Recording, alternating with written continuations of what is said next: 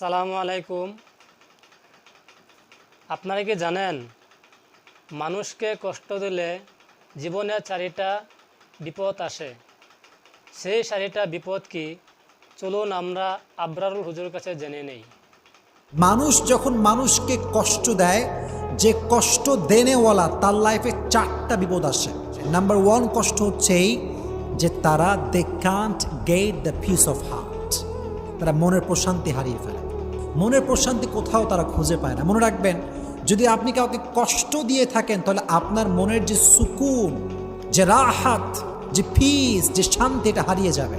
এটা আল্লাহ তাআলার পানিশমেন্ট। একজন বান্দা যখন আর একজন বান্দায় কষ্ট দেয় তখন আল্লাহ তাআলা তার হৃদয়ের সমস্ত শান্তি কেড়ে নেন।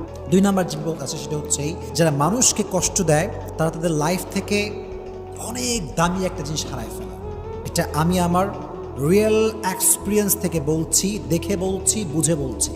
যারা মানুষকে কষ্ট দেয় তারা তাদের লাইফের সবচাইতে মূল্যবান জিনিসটা একটা সার্টেন পিরিয়ড হারিয়ে ফেলে, হারায় যায়, বুঝেও না, মানুষ টেরই পায় না, আল্লাহ কেড়ে নেয়। এটা করবেন না।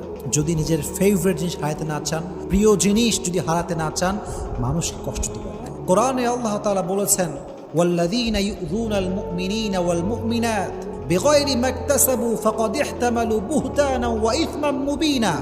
যেই বান্দারা একজন মুমিন বান্দাকে অথবা একজন মুমিনা বান্দিকে কষ্ট দেয়, তারা প্রকাশ্যে গুনাহ বহন করে।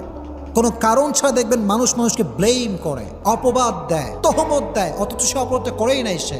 আল্লাহ বলছেন তারা প্রকাশ্যে গুনাহের বোঝা বহন করে।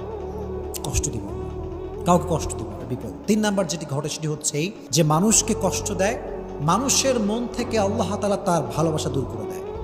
যদি আপনি আমাকে কষ্ট দেন, আমি কষ্ট পেলাম, অনেক কষ্ট পেলাম, আপনি মনে রাখবেন এটার ব্যাড ইফেক্ট যেটা ভালো করে জানেন বিরল লোক ভাই আমাদের কালাকালি মানে বিশাল বড় কিছু দেখেন তো বিষয়টা নাম হচ্ছে আলামিন।